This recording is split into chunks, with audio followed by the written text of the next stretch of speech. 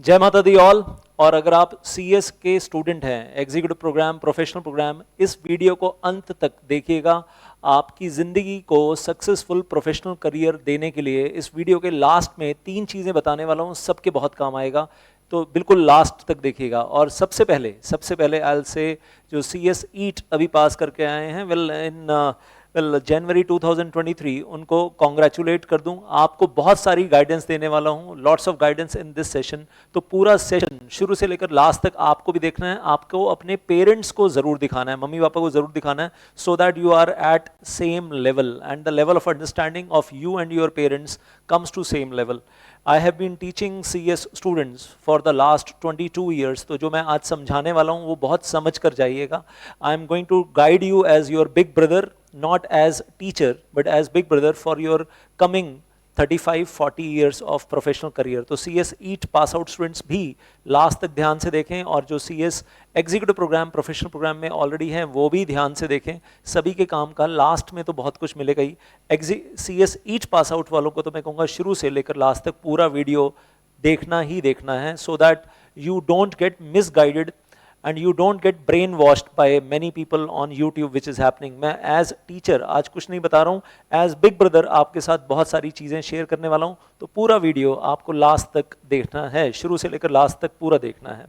पहली चीज़, अगर आपने CS EAT अभी पास किया है, आप CS के वेबसाइट पे आते हैं icsi.edu, तो आपको 2 चीज़ें यहाँ देखने के लिए मिलती हैं। द फर्स्ट थिंग, आपको बोला जाता है कि अगर आप अभी फटाफट 31 जनवरी 2023 से पहले एनरोल करवा लेते हैं तो आप ओल्ड सिलेबस में, जो अभी पुराना सिलेबस है 2017 वाला, उसमें एनरोल करवा सकते हैं, और जून 2023 में फटाफट एग्जाम देने के लिए आप एलिजिबल हो जाएंगे any one group, executive programme group 1 या एग्जीक्यूटिव प्रोग्राम ग्रुप 2। लेकिन मेरे एडवाइस अभी इंतजार कीजिए, उसकी मैं अभी बात करता हूँ। और दूसरी ऑप्शन आपको दी जा रही है, option number 2, and that option number 2 is कि आप 1 फरवरी 2023 या उसके बाद न्यू सिलेबस अब जो आ रहा है उसमें एनरोल करवा लीजिए। तो आप फिर उस केस में, well, you can not give June 2023 वाला exam, but you will be able to give December 2023 exam over there. आप दोनों group, both module CS executive के देना चाहें दोनों भी दे सकते हैं, और अगर आप कोई सिंगल ग्रुप देना चाहें तो आप वो भी दे सकते हैं। अब गाइडेंस देना मेरा काम है, और पूरा डिटेल में गाइडेंस देने वाला हूँ, पूरा ध्यान से देखिएगा। Old syllabus, new syllabus comparison आपके सामने है एज पर ICSI इंस्टीट्यूट। और जो बताने जा रहा हूँ, ओल्ड सिलेबस में जो एग्जिस्टिंग प्रोग्राम अब खत्म होने जा रहा है, 31 जनवरी 2023 तक लास्ट एडमिशन है, उसमें अगर आप एडमिशन लेते हैं तो देयर आर 8 पेपर्स, और न्यू सिलेबस में आते हैं तो आई विल से 1 फेब 2023, और उसके बाद अगर आप एडमिशन लेते हैं then you are enrolling in the new syllabus which is having 7 papers, लेकिन जिसके एग्जाम कब स्टार्ट होने वाले हैं, दिसंबर 2023 में। अब आपको एक चीज़ बता दूं, ओल्ड सिलेबस हो या न्यू सिलेबस हो, executive programme group 1, well 900 hours के वीडियो लेक्चर्स हैं, मतलब सिलेबस बहुत बड़ा है। 900 आवर्स इधर भी है और 900 आवर्स इधर भी है, और सिलेबस छोटा नहीं है, बहुत बड़ा है। 900 आवर्स प्लस के वीडियो लेक्चर्स हैं। तो अगर आप सोच रहे हो कि अभी, अगर आप ऐसा जस्ट इन केस आपके दिमाग में आता है कि अभी फटाफट सिलेबस में, ओल्ड सिलेबस में एडमिशन ले लेते हैं, जून 2023 वाला एग्जाम हमारे हाथ से छूटना नहीं चाहिए, तो आपको पता होना चाहिए कि 900 आवर्स के तो वीडियो लेक्चर्स हैं। अगर आप स्पीड अप करके भी देखते हैं तो इट विल टेक टाइम, और 4 महीने आपके हाथ में हैं, फरवरी, मार्च, अप्रैल और मई, जिसमें से कम 2 महीने रिवीजन के लिए चाहिए, और 2 महीने आपके पास सिलेबस खत्म करने के लिए हैं। तो उस हिसाब से देखा जाए 15 घंटे, 15 hours per day, including Sundays, including 26 जनवरी, एवरीथिंग इंक्लूडेड, आपको डेली वीडियो लेक्चर्स देखने हैं 15 घंटे के, और आपको एब्जॉर्ब करनी है लीगल लैंग्वेज, जो हम कहते हैं आपको सुप्रीम कोर्ट लेवल तक का कॉर्पोरेट लॉ का, मतलब जो कॉर्पोरेट लॉ का, कंपनी लॉ का नॉलेज आना चाहिए, वो आपको अटेन करना है। और उसके बाद 2 महीने में रिवाइज भी करना है, अप्रैल और मई में रिवाइज भी करना है, और फिर उसके बाद जून में एग्जाम भी देना है। इम्पॉसिबल नहीं है, 15 घंटे पर डे पढ़ेंगे सर, 15 आवर्स पर डे पढ़ेंगे सर, और करेंगे सर। तो अगर आपके अंदर वो महाराणा प्रताप, झांसी की रानी, भगत सिंह वाला जज्बा है कि कुछ भी करेंगे सर, उल्टे लटक के करेंगे, लेकिन हम 15 घंटे पर डे पढ़ेंगे और हम डरेंगे नहीं, तो आप ज़रूर कीजिए, एंड आई विल से most welcome in that case. लेकिन आपको एक चीज़ बताना चाहता हूँ, ये 100 मीटर की स्प्रिंट रेस नहीं है कि आप भाग कर गए और आपने फिनिश लाइन को टच किया और गोल्ड मेडल आ गया, मज़ा आ गया। आप यहाँ पर जो नॉलेज गेन करने के लिए आए हो, चाहे वो ग्रुप 1 है चाहे वो ग्रुप 2 है, सिक्योरिटी लॉ है, फैमा है, इकोनॉमिक बिजनेस लॉ है, कंपटीशन एक्ट है, अगले 35-40 साल के लिए आपको करियर बनाना है, आपको अपना करियर बनाने के लिए नॉलेज गेन करना है। सिर्फ एग्जाम पास करना आपका ऑब्जेक्टिव नहीं है। ऐसे बहुत सारे क्वालिफाइड कंपनी सेक्रेटरी हैं जो सीएस की डिग्री लेने के बाद विदाउट नॉलेज, मैं बता रहा हूँ आपको, वेल हर प्रोफेशन में होता है, सीए, सीएस, एलएलबी, बीटेक, हर प्रोफेशन में होता है कि डिग्री है लेकिन वो जो नॉलेज चाहिए ना करियर बनाने वाली, वो वाली नॉलेज नहीं है। रट्टा मार के पास हो गए सर, बस रट्टा मार के पास हो गए, एग्जाम में कुछ ना कुछ करके तो हम पास हो गए, लेकिन सीएस क्वालिफाई होने के बाद अब जब एक स्टूडेंट मुझे बताता है क्वालिफाइड कंपनी सेक्रेटरी, सर मुझे आज तक ये नहीं मालूम कि सेंट्रल गवर्नमेंट का मतलब पार्लियामेंट है या सेंट्रल गवर्नमेंट का मतलब मिनिस्ट्री ऑफ कॉर्पोरेट अफेयर्स है, तो मुझे ऐसा लगता है ज़मीन फट जाए और मैं उस ज़मीन में समा जाऊं। ऐसा होता है मेरे साथ प्रैक्टिकली, तो मैं हैरान होता हूं कि क्वालिफाइड कंपनी सेक्रेटरी है और ये नहीं मालूम कि सेंट्रल गवर्नमेंट का मतलब मिनिस्ट्री ऑफ कॉर्पोरेट अफेयर्स है या सेंट्रल गवर्नमेंट का मतलब पार्लियामेंट है in for the purpose of company law. तो वेल वो बताना चाहता हूँ, रट्टा मारकर सिर्फ एग्जाम पास करना आपका ऑब्जेक्टिव नहीं है। आगे आने वाले 40 साल आपको इस डिग्री के दम पर आपको professional career, successful professional career बनाना है। नॉलेज चाहिए, बहुत डीप नॉलेज चाहिए। तो अगर आपको लगता है नहीं सर हम 900 घंटे पूरा दम लगाकर पढ़ेंगे और बहुत डीप नॉलेज जो मिल रही है, हाई लेवल नॉलेज, सीएस ईट वाली नहीं, वो तो लड्डू था, लॉलीपॉप था, अभी जो है बहुत हाई लेवल नॉलेज है, या समंदर के अंदर आपको डेप्थ में जाना है, बिल्कुल नीचे जाकर वहां से मोती निकाल के लाने हैं, वो वाली नॉलेज। और सुप्रीम कोर्ट लॉयर के साथ आंखों में आंखें डालकर बैठकर बात कर सकें कि हमें कंपनी लॉ तुम्हारी टक्कर में आता है और हम बहस कर सकते हैं, आर्ग्यू कर सकते हैं, वो वाली नॉलेज। तो अगर वो आप गेन कर सकते हो 2 महीने में तो कर लो, और फिर 2 महीने में रिवाइज कर लेना और फिर एग्जाम देना, which is not impossible but very very very difficult. I tell you one thing, very difficult. और फिर राइटिंग प्रैक्टिस भी करनी है, टाइम मैनेजमेंट भी करना है। सीएस ईट की तरह वो आपको एमसीक्यू स्टाइल तो है नहीं, आपको बहुत कुछ यहाँ 3 पेपर तो मतलब सब्जेक्टिव हैं। अब न्यू सिलेबस की तरफ आते हैं। आपको सांस लेने के लिए टाइम मिल रहा है दिसंबर 2023 एग्जाम, तो दिसंबर 2023 एग्जाम तक वो 900 घंटे यहाँ पर हैं। और अगर मैं इधर भी बात कर लूँ इन 3 पेपर्स का मिलाकर, अप्रॉक्सीमेटली आप मानकर चलिए 700 घंटे के आसपास यहाँ पर भी है, 700 आवर्स।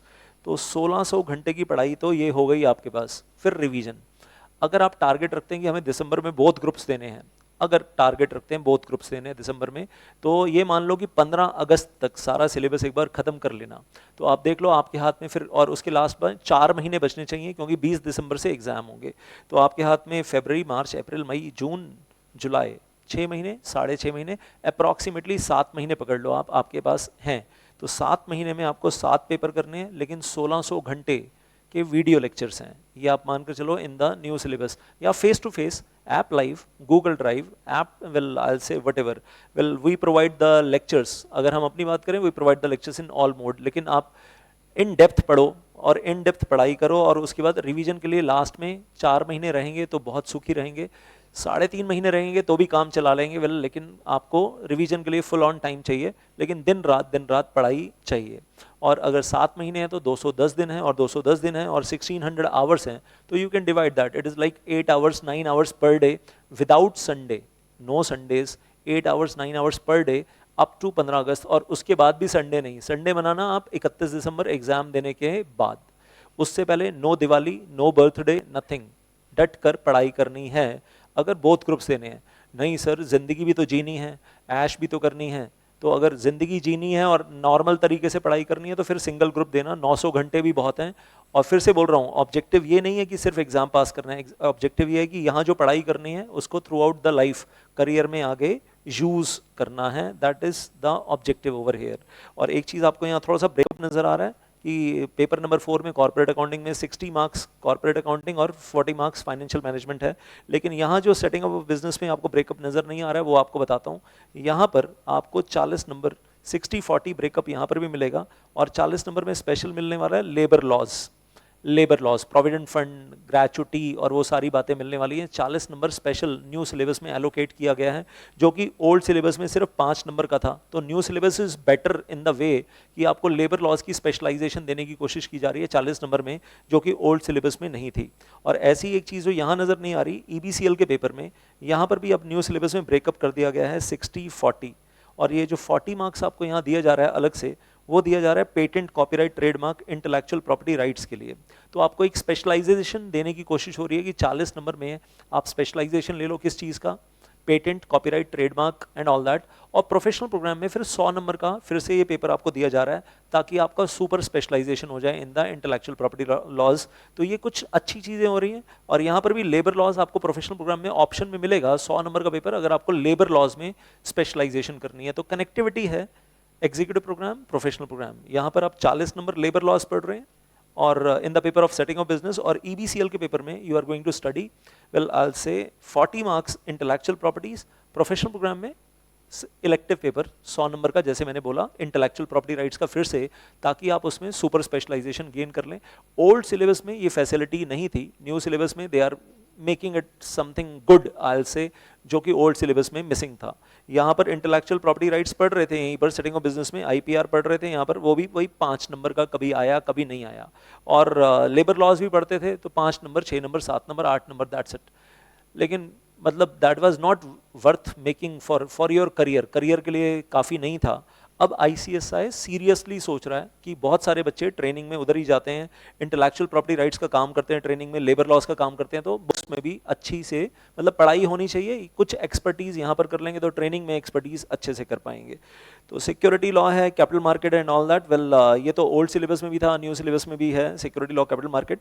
लेकिन जो अब स्पेशल हो गया है न्यू सिलेबस में कि जो पेपर इधर आपको कॉमन भी दिख रहे हैं ना, setting of business and setting of business, जो पहले आपको नहीं मिलता था 40 नंबर का स्पेशलाइजेशन इन लेबर लॉस, वो अब यहाँ पर मिलेगा न्यू सिलेबस में। और new community, new qualified company secretary या new student community will be having better knowledge of labour laws than the previous syllabus students and I say the old syllabus students. और likewise economic laws में भी intellectual property में जब 40 number पढ़ेंगे यहाँ पर, तो वेल आई से जो ओल्ड सिलेबस में यहाँ नहीं था, आईपीआर 5 नंबर का यहाँ पर था, तो I say in that case also better knowledge of intellectual property rights CS executive programme students को दिया जाएगा for I say betterment, for the future betterment. तो आईसीएसआई का वो ऑब्जेक्टिव यहाँ पर नजर आ रहा है, दैट इज विजिबल। और एक चीज़ जो आपको थोड़ा सा मार्क्स वाइज पता होनी चाहिए, फिर मैं आपको सिलेबस में भी वापस लेकर जाता हूँ। वेल पहले ये जो 3 पेपर थे, वेल ये तीनों लॉ के paper, jurisprudence, interpretation, general laws, company law, setting of business, और कंपनी लॉ को तो हम अपना मदर लॉ बोलते हैं। पहले ये तीनों पेपर 100 नंबर के सब्जेक्टिव पेपर होते थे, स्टूडेंट्स परेशान होते थे, सर 100 नंबर लिखना 3 घंटे में, मतलब लिखते रहो हाथ टूट जाते हैं। अभी थोड़ा सा आसान क्या हो जाएगा न्यू सिलेबस में, 80-20, 80 मार्क्स सब्जेक्टिव, 20 मार्क्स ऑब्जेक्टिव, 20 में से 20 पूरे ले लो ताकि वो आपको पास होने में भी थोड़ी सी आसानी होगी। लेकिन ऑब्जेक्टिव में आपकी नॉलेज भी प्रॉपर टेस्ट हो जाएगी, बहुत अच्छे से एक्यूरेट नॉलेज टेस्ट होगी। सब्जेक्टिव में आपका राइटिंग स्किल टेस्ट हो जाएगा। ओल्ड सिलेबस में these 3 papers were 100 marks subjective, अभी 80-20 का बेनिफिट मिलेगा। और यहाँ पर भी सिक्योरिटी लॉ और economic law was 100 marks objective, अभी यहाँ पर भी 80-20 हो जाएगा, तो 80 सब्जेक्टिव एंड 20 ऑब्जेक्टिव, वो बेनिफिट मिलेगा। हाँ, इतना जरूर बोलूँगा, अगर बात करूँ टैक्स लॉ पहले 100 नंबर सब्जेक्टिव ऑब्जेक्टिव होता था, अभी वो टैक्स लॉ भी 80-20 हो जाएगा। बट आई से ठीक है, मतलब बाकी सब में तो आपको बेनिफिट मिल ही रहा है ना 80-20 का, ताकि सारे पेपर्स में आपके लिए एक ईज फैक्टर भी आएगा कि भाई 20 मार्क्स अगर आता है तो सही टिक लगाएंगे और हो गया 20 आउट ऑफ 20, नहीं आता है तो छोड़ देंगे, नेगेटिव मार्किंग में नहीं फंसने का। That should not be happening. And I'll say, अगर मैं बात कर रहा हूँ कि पेपर का बर्डन तो कम हुआ ही है, वो तो दिख ही रहा है सामने, और वो पेपर का बर्डन कैसे कम हुआ है आपको नजर आ रहा है सामने सामने। बल्कि इधर जो आपका कॉर्पोरेट मैनेजमेंट अकाउंटिंग का 100 नंबर था और फाइनेंशियल मैनेजमेंट, स्ट्रैटेजिक मैनेजमेंट था, इसमें से कॉर्पोरेट अकाउंटिंग उठा लिया, यहाँ से फाइनेंशियल मैनेजमेंट उठा लिया और 60-40 करके उसको 100 नंबर बना दिया, स्ट्रैटेजिक मैनेजमेंट हटा दिया, मैनेजमेंट अकाउंटिंग हटा दिया, and now the paper burden will be reduced. मतलब 8 पेपर के बजाय आप 7 पेपर की तैयारी कर रहे हैं। ये तो मतलब विजिबल ही है सामने कि 8 पेपर का बर्डन ज्यादा है और 7 पेपर का बर्डन कम है comparatively, that is very much visible. और ये स्ट्रैटेजिक मैनेजमेंट उठाकर CS professional programme new syllabus में डाल दिया है, इन द न्यू सिलेबस।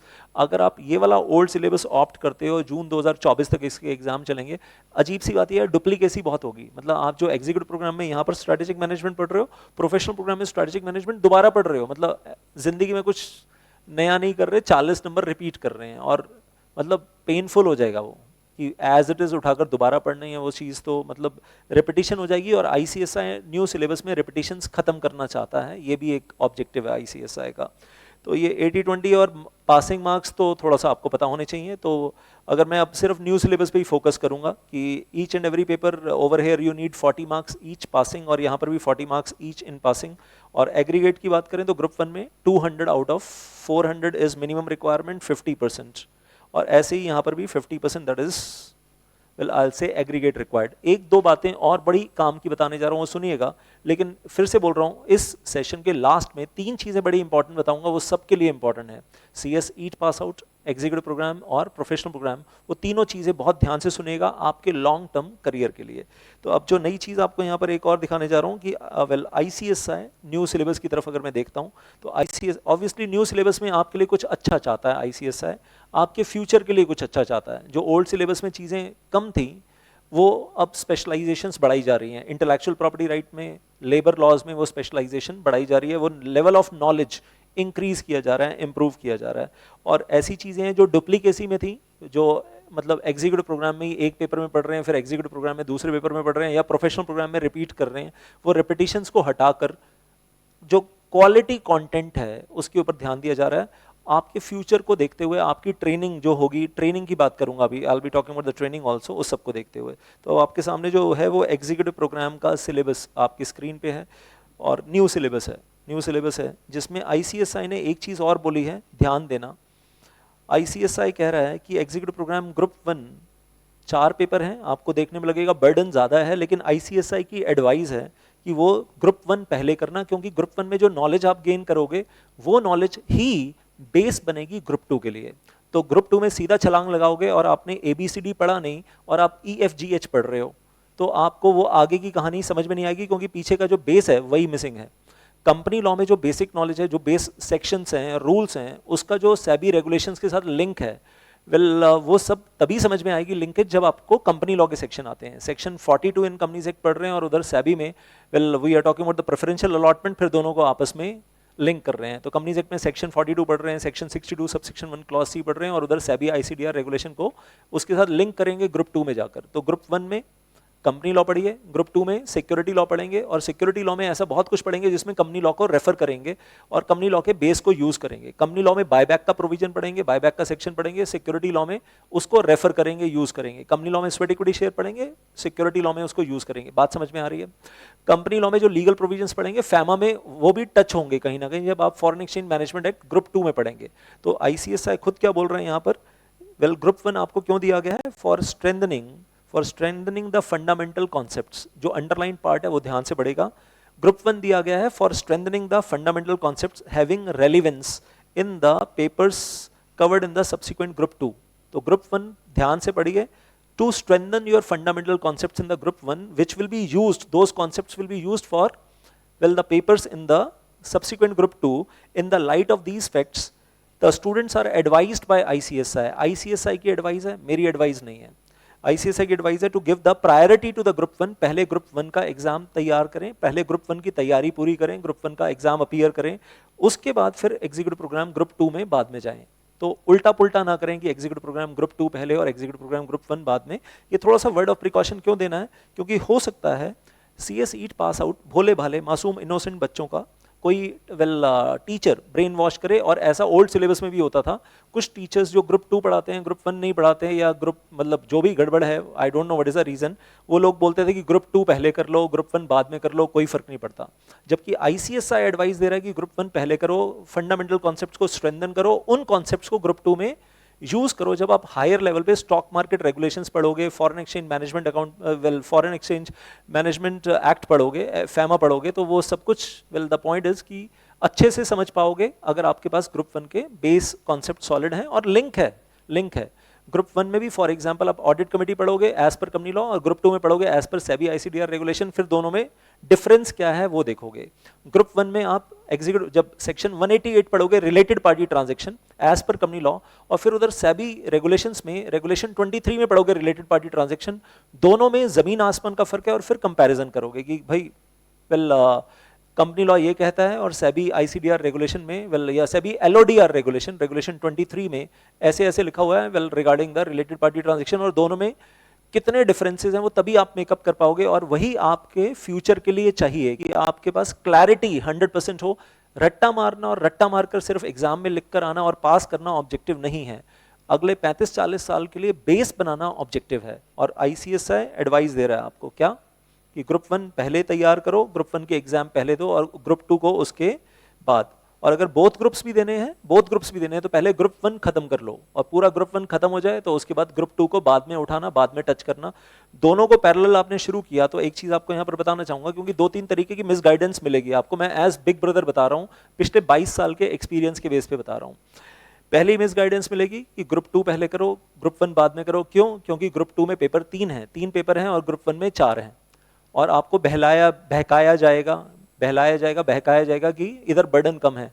अरे भाई, बर्डन देखने में कम जरूर दिख रहा है आपको, लेकिन टैक्स लॉ का पेपर बहुत हैवी है और ईबीसीएल का पेपर भी बहुत हैवी है, और सबसे बड़ी बात यह है कि वो हायर लेवल नॉलेज है, और वो जो ईबीसीएल और सिक्योरिटी लॉ है, वो जो हायर लेवल नॉलेज है, उसके लिए पहले आपका कंपनी लॉ, जो हमारा मदर लॉ है, हमारा जो प्रोफेशन में बोलते हैं मदर लॉ है, कंपनी लॉ का बेस पहले तैयार होना जरूरी है before you start with well I'll say SEBI ICDR regulations, SEBI regulations in security law or in you can say EBCL में फैमा वगैरह पढ़ने से पहले इधर की तैयारियां कर लीजिए ताकि आप कोरिलेट कर पाएं चीजों को। That is first thing. अगर कोई कहता है कि ग्रुप 2 पहले अपीयर करो, ग्रुप 1 बाद में, तो प्लीज वो जो टीचर, उसका क्या हिडन इंटेंशन है, क्या हिडन मोटिव है, वो क्यों आपका ब्रेन वॉश कर रहा है, उसमें मत जाइएगा।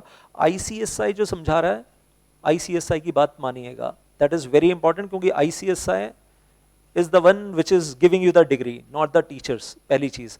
दूसरी चीज जो मैं बोलूंगा, जब आप बोथ ग्रुप्स की तैयारी कर रहे हो तो आपको ऐसी एडवाइस मिलेगी, यूट्यूब पे भी सुनने के लिए मिलेगी, टीचर्स भी बोलेंगे बेटा बोथ ग्रुप्स इकट्ठे शुरू कर दो। अब बोथ ग्रुप्स इकट्ठे शुरू करने में क्या प्रॉब्लम हो रही है, आपकी 7 days a week क्लास चल रही है या 6 days a week, Monday Wednesday Friday group 1 चल रहा है और ट्यूसडे थर्सडे सैटरडे ग्रुप 2 चल रहा है, या वाइस वर्सा जो भी चल रहा है। घर जाकर रिवाइज करने का टाइम नहीं मिला, आपने टीचर्स के बहकावे में आकर आपने बोथ ग्रुप्स की तैयारी एक साथ साइमल्टेनियसली शुरू कर दी। 1 महीने के बाद, 2 महीने के बाद फील होगा कि तोते उड़ गए और दिमाग में तो कुछ रिटेन हो ही नहीं रहा, और इतनी हैवी पढ़ाई है, CS ईट जैसा नहीं है, इतनी हैवी पढ़ाई है। 2 महीने के बाद आप अपने टीचर्स के पास रोते हुए जाओगे कि सर रिटेन कुछ भी नहीं हो रहा, और अब हम सोच रहे हैं आफ्टर 2 months की हम एक ही ग्रुप कर लेते हैं सर, और दूसरा ग्रुप ना हम बाद में दे लेंगे, पहले हम एक ग्रुप के पेपर दे लेते हैं और दूसरा ग्रुप बाद में दे लेंगे, और सर हमारा ना एक्सटेंशन करवा दो, एक्सटेंशन ऑफ मतलब हमने जो फीस पे की है उसको एक्सटेंड करवा दो, तो हम आपका नेक्स्ट बैच ज्वाइन कर लेंगे, या आपकी जो भी वीडियो लेक्चर्स हैं उसको एक्सटेंड करवा दो।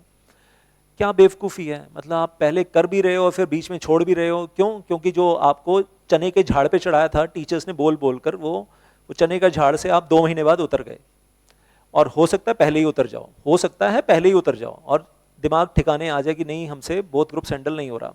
लेकिन साथ में ये भी बोलना चाहूंगा, बोथ ग्रुप्स वाले देने वाले होते हैं, और क्या समझाया जाता है कि ऑल इंडिया रैंक लेनी है, ऑल इंडिया रैंक लेनी है, ये समझाया जाता है। ऑल इंडिया रैंक कितने बच्चों की आती है? ऑल ओवर इंडिया 25 बच्चों की रैंक होता है all India rank 1 to rank 25। Rank number 26 नहीं होती, रैंक नंबर 26 नहीं होती। ऑल ओवर इंडिया अगर 1 लाख बच्चे एग्जाम दे रहे हैं, 1 lakh students are giving exam of executive programme, 25 बच्चों की ऑल इंडिया रैंक आनी है। उस रैंक के चक्कर में क्या बोलूं, वो सब्ज बाग दिखाए जाते हैं और आपको हरे हरे बाग दिखाए जाते हैं कि ये, या इंद्रधनुष दिखाया जाता है, रेनबो दिखाया जाता है, लेकिन सच्चाई 2 महीने बाद समझ में आती है, ऐसा होता है। लेकिन एक यहाँ पर वर्ड ऑफ एडवाइस है, अगर आप खुद झांसी की रानी हो, राणा प्रताप हो, भगत सिंह हो, और आपको मालूम है कि हम उल्टे लटक के भी पढ़ेंगे लेकिन हम करेंगे बोथ ग्रुप्स, तो आप बोथ ग्रुप्स जरूर जाओ, लेकिन किसी टीचर के बहकावे पे नहीं, किसी टीचर के कहने पर नहीं, खुद करो। और उस केस में अगर बोथ ग्रुप्स के लिए आप जा रहे हो तो पहले ग्रुप 1 खत्म कर लो, और उसके बाद ग्रुप 2 बाद में शुरू करना। पहले ग्रुप 1 की कोचिंग खत्म कर लो। आप मुझसे मत लो, आई एम नॉट सेइंग कि आपको मुझसे ही कोचिंग लेनी है, आप मुझसे मत लो, लेकिन ग्रुप 1 पहले क्यों खत्म करना, रीजन है। पहले ग्रुप 1 आपने खत्म कर लिया, उसके बाद आपने ग्रुप 2 शुरू किया, और मान लो कोई तबीयत खराब हो गई, बिगड़ गई, फैमिली में कोई सिचुएशन बिगड़ गई और आपकी पढ़ाई का फ्लो बिगड़ गया, ग्रुप 2 की पढ़ाई का फ्लो बिगड़ गया, लेकिन आपका ग्रुप 1 तो ऑलरेडी खत्म हो चुका था। रिवीजन तो आप ग्रुप 1 की तो कर ही सकते हो। अगर ग्रुप 2 का फ्लो खत्म हो गया, वो छूट भी रहा है हाथ से, तो कोई ग्रुप 1 तो पूरा कंप्लीट है, तो आपको एक फायदा तो है कि ग्रुप 1 पूरा कंप्लीट है, तो रिवीजन के टाइम पे ग्रुप 1 को अच्छे से रिवाइज करके एक ग्रुप तो सेफ हो गया आपका, एक ग्रुप तो सेफ हो गया आपका।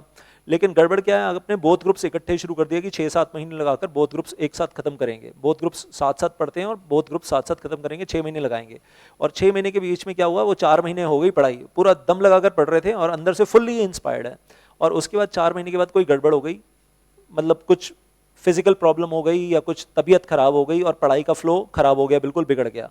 अब वो सातों के सातों पेपर बीच में लटके हुए हैं, सातों के सातों पेपर बीच में लटके हुए हैं, और एक भी पेपर पूरा तैयार नहीं है, एक भी ग्रुप पूरा तैयार नहीं है। फैमिली में कोई प्रॉब्लम हो गई जिसकी वजह से एक भी ग्रुप अभी पूरा तैयार नहीं, और बीच में पढ़ाई जो है पूरा फ्लो बिगड़ गया, अगर 20-25 दिन बीच में पढ़ाई नहीं हो रही। अब क्या करें सर, दोनों में से एक ग्रुप भी पूरा हाथ में नहीं आ रहा। अब सोचते हैं कि एक ग्रुप पे जाएं, और फिर मारामारी दिमाग में क्या चल रही है कि अब टाइम भी कम है, एक ग्रुप खत्म करना है, रिवाइज करना है, उसके लिए टाइम भी कम है।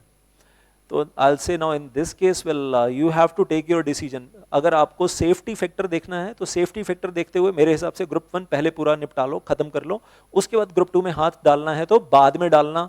Very very very important advice, और मैं सबको बोलूंगा कि ये एडवाइस आप सबके साथ शेयर करो।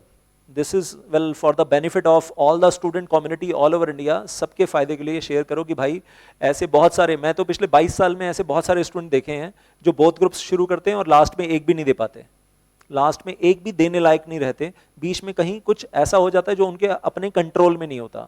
और अगर आप एक ग्रुप पहले तैयार कर लोगे तो कम से कम एक ग्रुप सेफ हो जाएगा, तो वो देने वाला तो बनोगे आप।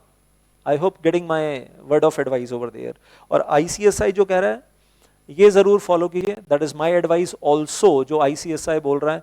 लेकिन हो सकता है आपको कोई उल्टी एडवाइस देने वाले भी मिल जाएं, ब्रेन वॉश करने वाले, आपके दिमाग को मोल्ड करने वाले, आपके थॉट प्रोसेस को मोल्ड करने वाले भी मिल जाएं। फिर भी मैं कहूँगा अब आप ऐसा ना हो आपको कोई गाय बकरी की तरह चरा गया है, ऐसे नहीं होना चाहिए। और आप बाद में कहो हम तो बड़े इनोसेंट स्टूडेंट हैं, वो तो qualified company secretary chartered accountants हैं जिन्होंने ऐसे समझाया, तो हमने तो उल्टा पलट दिया इसको, और हम किसी के कहने पर बहकावे में आ गए। Don't do that. आपका करियर है, 40-50 साल आपको आगे अपना सॉलिड करियर बनाना है, तो जो ICSI एडवाइस दे रहा है उसको मानिए, that is important word of advice over there. And then I will say well, क्योंकि मैं तो ग्रुप 1 में भी पढ़ाता हूँ, मैं ग्रुप 2 में भी पढ़ाता हूँ। अगर आप ग्रुप 1 में पढ़ रहे हो तो भी मैं पढ़ा रहा हूँ, अगर आप ग्रुप 2 पढ़ रहे हो तो भी मैं पढ़ा रहा हूँ, तो मुझे तो कोई फर्क नहीं पड़ता। I am teaching 2 subjects in group 1, I am teaching 2 subjects in group 2, तो मेरे लिए तो कोई फर्क नहीं पड़ता whether you are coming in group 1 to me और whether you are coming in group 2 to me. जहां तक मेरी बात है, मेरे फायदे के लिए नहीं बोल रहा हूँ, और मैं किसी टीचर के फायदे या किसी अकेडमी के फायदे के लिए नहीं बोल रहा हूँ। Not for any institute, not for any academy, but for your career. मैंने आज फिर से बोलूंगा, मैंने शुरू में बोला था कि मैं एज बिग ब्रदर जो भी एडवाइस दूंगा वो एज बिग ब्रदर दे रहा हूँ, नॉट एज टीचर। तो सही रास्ते पे चलिए, स्टेप 1 स्टेप 2, स्टेप 1 ग्रुप 1 और स्टेप 2 ग्रुप 2, और गलत रास्ते पे किसी के बहकावे में आकर मत चलिए। क्योंकि अगर आप चल पड़ेंगे और रट्टा मार भी लेंगे और गलती से पास हो भी जाएंगे, तो भी आप प्रोफेशनल करियर से आप खेल रहे हैं, खिलवाड़ कर रहे हैं। क्योंकि ग्रुप 1 बाद में करेंगे तो फिर ग्रुप 1 और 2 को जो कोरिलेट करके जो कॉन्सेप्ट्स बनाए जाते हैं वो नहीं बनेंगे आपके, that is not going to happen. और वो जो दिमाग की मैच्योरिटी है, जो मेंटल डेवलपमेंट है, वो तब तक अभी ग्रुप 2 वाली है भी नहीं, टू बी वेरी ऑनेस्ट। जो लोग दिमाग से मैच्योर ज्यादा हैं वो ग्रुप 2 को ज्यादा अच्छे से समझ पाते हैं। जो मतलब अभी CS ईच पास करके आए हैं, तो उनको मैं पहले बोलूंगा कि पहले तो आपको कंपनी लॉ ही पढ़ लो। अभी तो आपको प्राइवेट कंपनी, पब्लिक कंपनी भी ढंग से नहीं आता। जो मेरे पास स्टूडेंट्स आते हैं CS पास आउट होकर, मैं देखता हूं उनको प्राइवेट कंपनी, पब्लिक कंपनी की डेफिनेशन ढंग से नहीं आती, इक्विटी शेयर्स और प्रेफरेंस शेयर्स का डिफरेंस ही ढंग से नहीं आता। There are so many things which are missing in your life right now. और जो लीगल एक्यूरेसी चाहिए प्राइवेट कंपनी की डेफिनेशन में, वही नहीं आती। और मैं तो चैलेंज देता हूं, वेल अगर आप ऑलरेडी पढ़ भी चुके हो, आपको लगता है नहीं सर हमको तो आता है, तो आप हमारे यूट्यूब चैनल के ऊपर जो मैंने प्राइवेट कंपनी की डेफिनेशन अभी रिसेंटली दी है वो पढ़ के देखना, आपको समझ में आएगा कि आपको नहीं आता है एक्चुअली। मैं हवाई बातें नहीं कर रहा हूँ, आपको एक्चुअली नहीं आता। प्राइवेट कंपनी की डेफिनेशन जिस तरीके से आनी चाहिए उस तरीके से आपको नहीं आती, पब्लिक कंपनी की डेफिनेशन जिस तरीके से आनी चाहिए आपको नहीं आती। एंड वेल और कुछ जो लास्ट में 3 एडवाइस दूंगा, वो 3 एडवाइस जरूर मानिएगा for your successful professional career. आगे बढ़ते हैं, then going beyond this, professional program के बारे में अभी बात नहीं करूंगा, but at some other stage, क्योंकि प्रोफेशनल प्रोग्राम में भी ऐसा बहुत कुछ नया आ रहा है, social governance, social stock exchange, जो ओल्ड सिलेबस में नहीं था, न्यू सिलेबस में है। और 1 Feb 2023 के बाद, 1 Feb 2023 के बाद तो आपको प्रोफेशनल प्रोग्राम न्यू सिलेबस में ही एनरोल होना है। और जो एग्जीक्यूटिव प्रोग्राम ओल्ड सिलेबस वाले भी हैं, अगर जून में एग्जाम देंगे और जून 2023 में और 25 अगस्त 2023 को रिजल्ट आएगा, तो वो भी ultimately professional programme new syllabus में ही जाएंगे। तो एग्जीक्यूटिव प्रोग्राम ओल्ड सिलेबस वालों ने भी प्रोफेशनल प्रोग्राम न्यू सिलेबस में जाना है, एग्जीक्यूटिव प्रोग्राम न्यू सिलेबस वालों ने तो प्रोफेशनल प्रोग्राम न्यू सिलेबस में जाना ही जाना है। और एक चीज़ बोलूँगा, जो न्यू सिलेबस में एग्जीक्यूटिव प्रोग्राम और प्रोफेशनल प्रोग्राम है, दोनों की हार्मनी आपस में बहुत अच्छी है। और जो ओल्ड सिलेबस में एग्जीक्यूटिव प्रोग्राम अगर अभी एनरोल कर लेते हैं 31 जनवरी 2023 से पहले, जब वो प्रोफेशनल प्रोग्राम में स्विच होंगे तो न्यू सिलेबस में ही स्विच होंगे, तो वो हार्मनी भी बहुत अच्छी नहीं है, हार्मनी बिगड़ी हुई है। तो वो आप उसमें भी दुखी हो गए, कहीं ना कहीं थोड़ा सा परेशान उसमें भी जरूर हो गए आप, दैट इज देयर। तो अभी 2-3 चीजें जो समझ में आ गई। Number 1, well obviously new syllabus में instead of 8 papers there are 7 papers. अगर आप एक ही ग्रुप कर रहे हैं तो पहले ग्रुप 1 करना है और बाद में ग्रुप 1 के एग्जाम देने हैं, फिर ग्रुप 2 में जाना है। अगर आप बोथ ग्रुप्स तैयार कर रहे हैं दिसंबर 2023 के लिए, तो नाउ इन दैट केस पहले आपको ग्रुप 1 की अपनी क्लासेस, कोचिंग, सेल्फ स्टडी कर रहे हैं तो सेल्फ स्टडी, ग्रुप 1 पहले कंप्लीट कर लेना है, उसको सेव कर लेना है, उसके बाद ग्रुप 2 से पंगा लेना है, उसके बाद वो बाद में शुरू करना है, ताकि एक ग्रुप पहले आपका पूरा 100% सेफ हो जाए। और 900 घंटे यहाँ पर अगर आप पढ़ रहे हैं और हम पढ़ा रहे हैं, या आप सेल्फ स्टडी भी कर रहे हैं, ग्रुप 1 में बहुत जान लगेगी, बहुत जान लगेगी, और फिर ग्रुप 2 में वो 700 घंटे तो जान और ज़्यादा लगेगी। समझ में आ रही है बात? आपको पढ़ने के लिए बहुत कुछ है, और सिर्फ एग्जाम पास करने के लिए नहीं, प्रोफेशनल करियर के लिए। और ये चीज़ जो मैंने बोली थी, न्यू सिलेबस में अब फायदा होने वाला है, SUB in the new syllabus, जब आप पढ़ने जा रहे हैं, you will be having a breakup of 40 marks labour laws, 40 number labour laws को अलग से दिया गया है, और जो कि ओल्ड सिलेबस में 5 नंबर का था, न्यू सिलेबस में 40 नंबर दिया गया है। और प्रोफेशनल प्रोग्राम न्यू सिलेबस में लेबर लॉस 100 नंबर, फिर अलग से एक इलेक्टिव पेपर रखा गया, इलेक्टिव पेपर। तो लेकिन 40 + 100 अगर आप दोनों कर लेते हो, 140 नंबर में आपकी एक एक्सपर्टीज बनती है।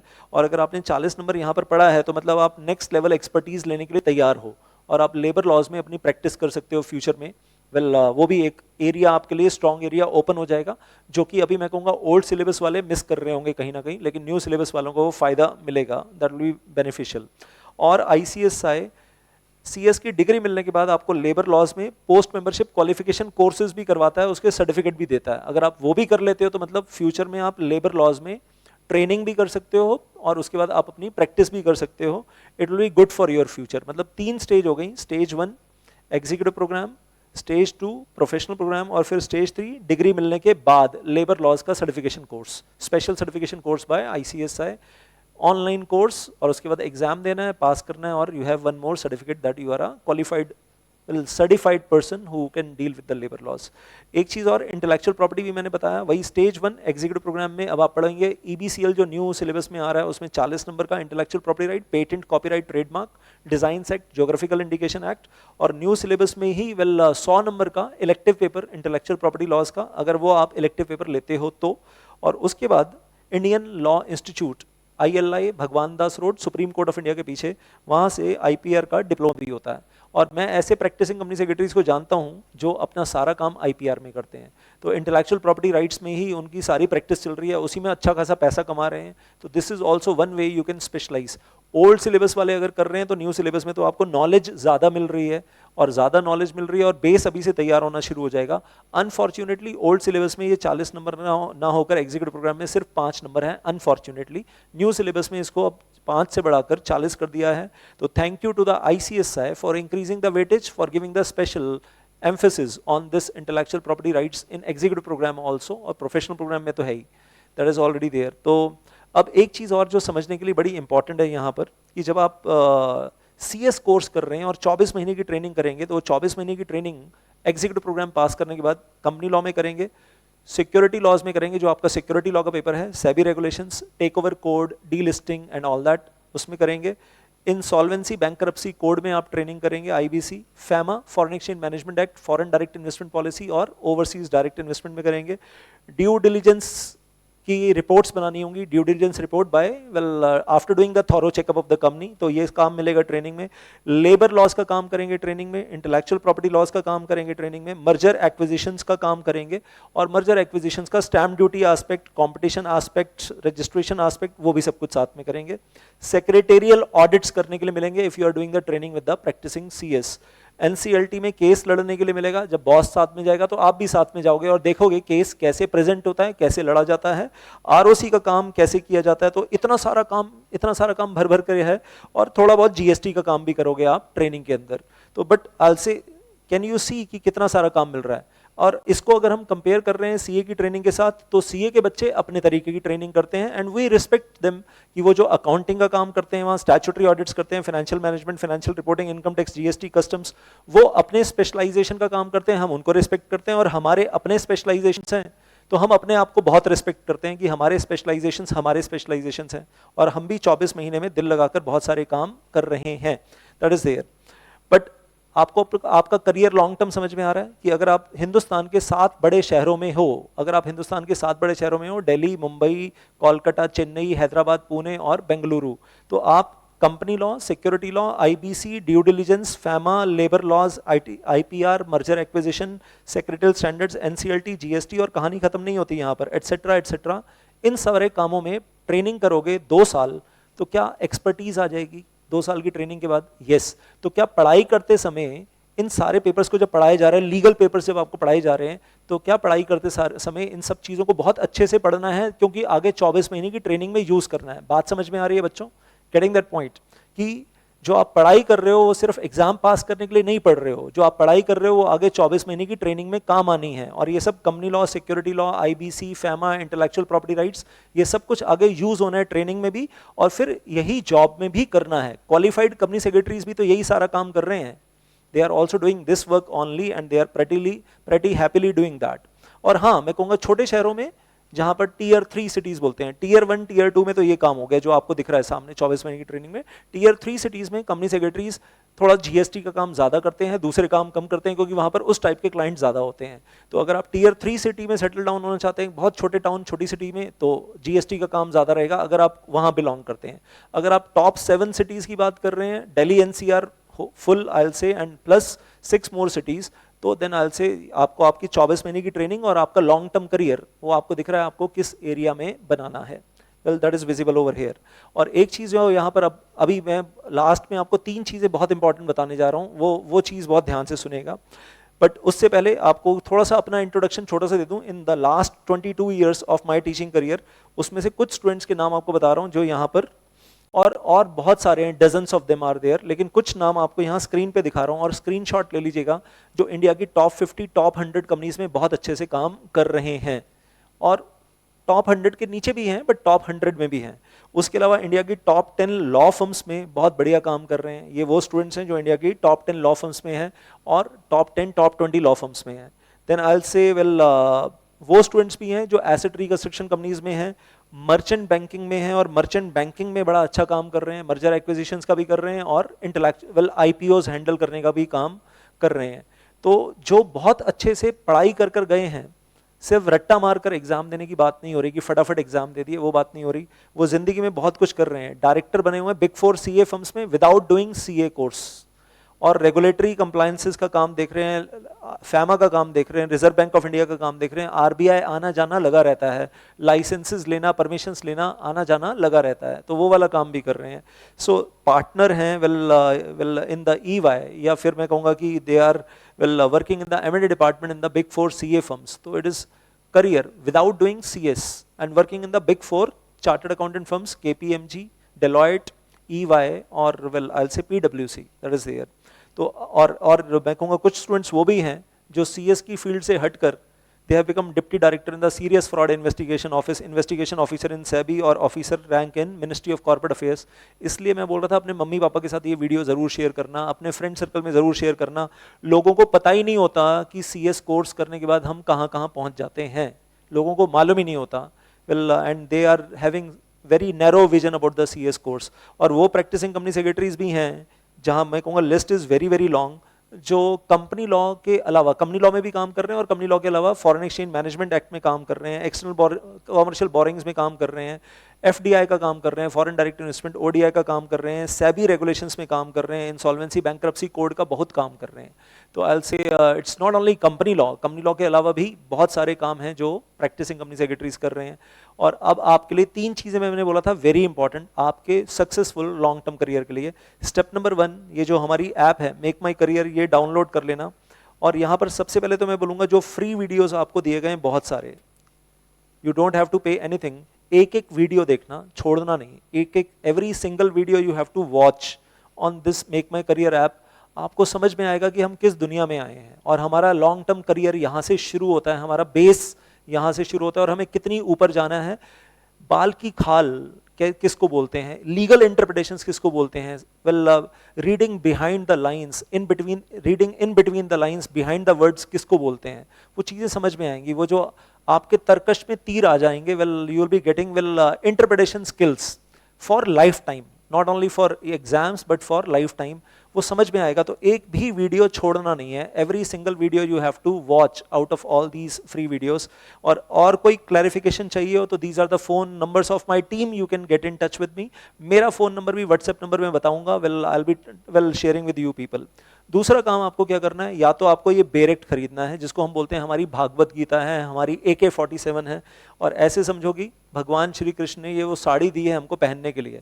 अगर आप ये साड़ी नहीं पहनते हो और आप ये छोटा सा इत्तू सा पॉकेट बेरेक्ट है हमारा, अगर आप नहीं पहनते हो और आप बोर्ड मीटिंग में पहुंच जाते हो तो आप ऐसे समझना बोर्ड मीटिंग में वो कौरवों की सभा है जहां पर chairman of the company Duryodhan है और मैनेजिंग डायरेक्टर दुशासन है जो कंपनी सेक्रेटरी की साड़ी उतारने के लिए बैठे हैं। Well don't take it in the literal words और literal sense, but well questions पे क्वेश्चंस आ रहे हैं और आपको आंसर नहीं आ पा रहे हैं। अगर आप ये बेरेक्ट अभी से पढ़ना शुरू कर देते हैं और ये पढ़ने की हैबिट हो जाती है तो that will help you when you are sitting in the board meeting. और ये साड़ी अगर आपको अभी से लपेटनी आ जाती है तो उस वक्त फिर आपको भगवान कृष्ण को याद करने की जरूरत नहीं पड़ेगी जब आप बोर्ड मीटिंग में, क्या बोलूँ वो, well in the well I say well don't take it seriously, जब बोर्ड मीटिंग में आपका चीर हरण करने की कोशिश की जा रही होगी तो उस वक्त ये साड़ी आपके बहुत काम आएगी। और यहाँ से जब आप खोल खोल कर वो लाइनें पढ़कर बताएंगे और वो इंटरप्रिटेशंस बताएंगे, लिंकेजेस, कनेक्टिविटीज बताएंगे तो बहुत काम आएंगी आपके। This is very important for your long term professional career I से। तो ये जरूर अभी से पढ़ना शुरू कर दीजिए एग्जीक्यूटिव प्रोग्राम में।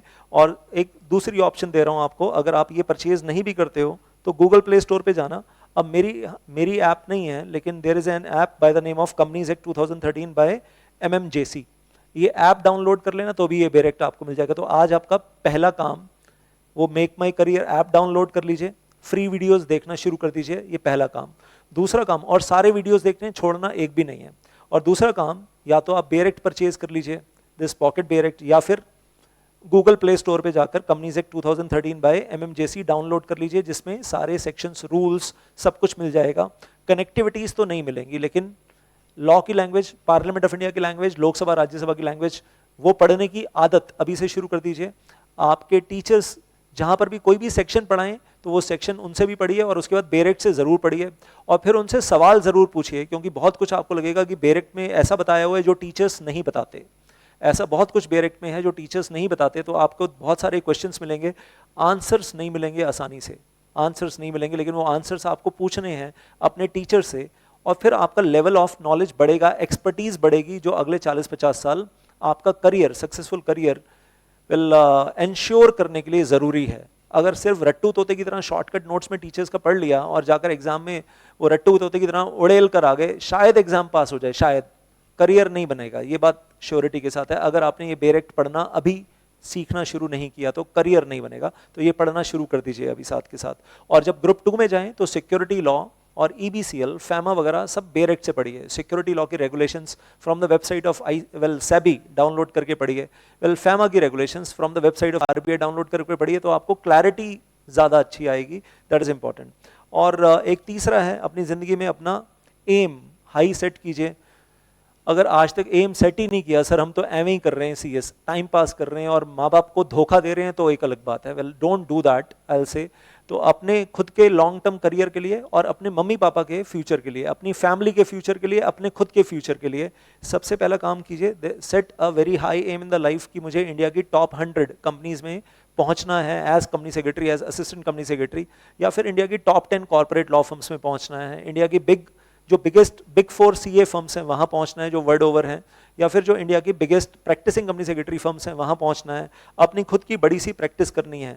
तो ये स्क्रीनशॉट ले लीजिएगा कि आपके पास कितनी ऑप्शंस हैं। इंडिया के बाहर सेटल होना है, लंदन में सेटल होना है, कनाडा, ऑस्ट्रेलिया, सिंगापुर, उसके लिए मैंने एक अलग वीडियो भी यूट्यूब के ऊपर शेयर की हुई है। पहले CS कोर्स इंडिया में खत्म कर लीजिए and then you can settle down in 9 countries outside India, and maybe in the future you will find UAE as well, that is United Arab Emirates, in Dubai, in Abu Dhabi you can find that will the 10th one. लेकिन I'll say Australia, Canada, Hong Kong, Singapore, South Africa, Zimbabwe, well I'll say United Kingdom, well वहाँ पर भी आप CS course कर सकते हैं और सिर्फ 2 पेपर देने होंगे। पहले इंडिया में CS खत्म कर लीजिए, फिर वहाँ का CS एनरोल कीजिए, 2 पेपर दीजिए और फिर वहाँ पर भी आप जॉब कर सकते हैं। And my student Jaydeep in Canada, in Toronto, in August 2021 ही शिफ्टेड। अभी जब उससे 2022 में बात हुई, दिवाली 2022, तो उसने मुझे बताया कि सर कनाडा वाला CS किए बिना वहाँ पर स्कॉटिया बैंक में मुझे जॉब मिल गई है for as you can say somewhat as company secretary, and सारा लीगल कंप्लायंस का काम, कंप्लायंस ऑफिसर का काम सारा देखने के लिए मिल रहा है sir, and I am getting a very good pay package in Scotia bank in Canada over there without doing CS from Canada and only doing CS in India, and he is now working over there। वो लंबी कहानी है थोड़ी सी, step by step उसने बताया मुझे कि अगस्त 2021 से लेकर अक्टूबर 2022 तक का सफर उसका कैसा रहा।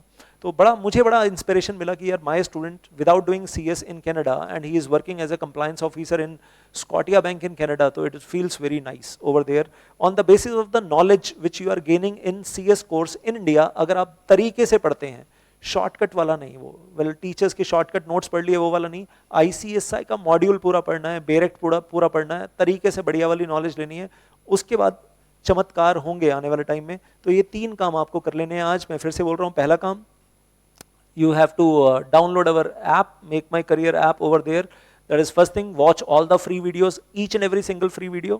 दूसरा काम, well I'll say, well either purchase Bearect या फिर Google Play Store से download, that is Companies Act 2013 by MMGC, और जरूर पढ़ना है हर section, every I'll say rule with the from the Bearect, वो जरूर पढ़ना है।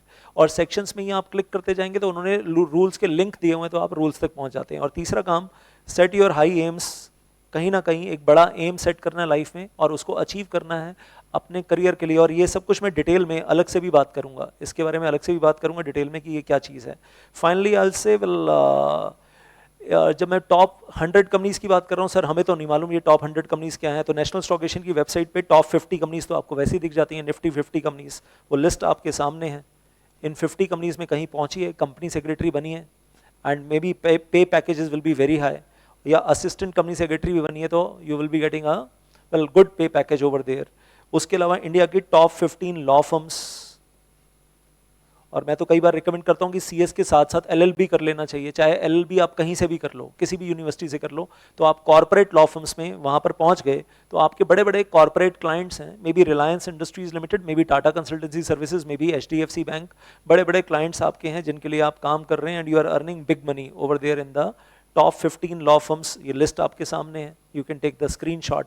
सर हमें तो पता ही नहीं था कि करियर कहाँ बनाना है, तो आपको रास्ते दिखा रहा हूँ कि करियर यहाँ बनाना है। These are the well opportunities you are going to have in future. लेकिन सही रास्ते पे चलेंगे तो, शॉर्टकट नोट्स पढ़ेंगे और सिर्फ एग्जाम पास करना है तो ये लोग पूछते भी नहीं है, फिर पूछेंगे भी नहीं, इंटरव्यू में भी नहीं पूछेंगे, मतलब लात मार के निकाल देंगे इंटरव्यू से अगर इंटरव्यू में पहुंच भी गए तो आपको पढ़ना तो बेरेक्ट से ही पड़ेगा, और बेरेक्ट पढ़ेंगे तो ही आप यहाँ कहीं पहुंच पाएंगे। और मेरे स्टूडेंट्स जो पास्ट में पहुंचे, मैंने आपको दिखाया, they are pretty happy. India की वेल बड़ी बड़ी मर्चेंट बैंकिंग कंसर्न्स में आप पहुंच सकते हैं अगर आप सिक्योरिटी लॉ में बहुत अच्छे से रेगुलेशंस को पढ़ते हैं, बेरेक्ट वाले तरीके से पढ़ते हैं, तो इंडिया की top 10 top 20 merchant banking concern में पहुंच सकते हैं। नाम आपको यहाँ दिख रहे हैं, मैं पढ़ कर नहीं सुनाऊंगा, लेकिन आपको वो स्क्रीनशॉट लेना तो आप ले सकते हो। और क्वालिफाइड कंपनी सेक्रेटरीज भी मैं बोलना चाहूँगा, चाहे वो दिल्ली एनसीआर हो, चाहे वो वेल मुंबई हो, चाहे चेन्नई हो, कोलकाता, पुणे, हैदराबाद, बेंगलुरु हो, किस तरीके के काम कर रहे हैं, जो हमारे लीगल पेपर्स में हम काम करते हैं, company law, security law, SEBI regulations, IBC 2016, FEMA, FDI, ODI, due diligence, labour laws, intellectual property right में करियर बना रहे हैं, copyright, trademark, patent, merger acquisition में पूरा करियर, पूरी जिंदगी बना ली अपनी, वेल देन कंपटीशन एक्ट में पूरी जिंदगी बना ली, stamp act, registration act, secretarial audits, कुछ लोग तो फेमस ही हैं, सिर्फ और सिर्फ सेक्रेटेरियल ऑडिट्स करते हैं, उसी में बहुत अच्छा खासा प्रोफेशनल फीस कमा लेते हैं। एनसीएलटी केसेस, कुछ लोग सिर्फ एनसीएलटी केसेस लड़ते हैं प्रैक्टिसिंग कंपनी सेक्रेटरीज, और उसके अलावा कुछ नहीं करते, उसमें पूरा करियर बना लिया, long term life successful career. ROC work, startup registration, special economic zones में काम कर रहे हैं, जीएसटी वगैरह का भी थोड़ा बहुत काम कर रहे हैं, दैट इज देयर। और कुछ नए एरियाज जो आने वाले टाइम में ऐड हो रहे हैं, जो अभी तक 2022 से पहले नहीं थे, अब 2022 और उसके बाद नए एरियाज ऐड हो रहे हैं, corporate social responsibility, social audit, social stock exchange, और बहुत कुछ आप गूगल पे सर्च करना, green bond, blue bond, yellow bond, अब तो इशू भी हो रहे हैं इंडिया में, और कई थाउजेंड्स ऑफ करोड़ के इशू भी हो रहे हैं, और लिस्ट भी हो रहे हैं इंडिया के बाहर फॉरेन स्टॉक एक्सचेंजेस पे।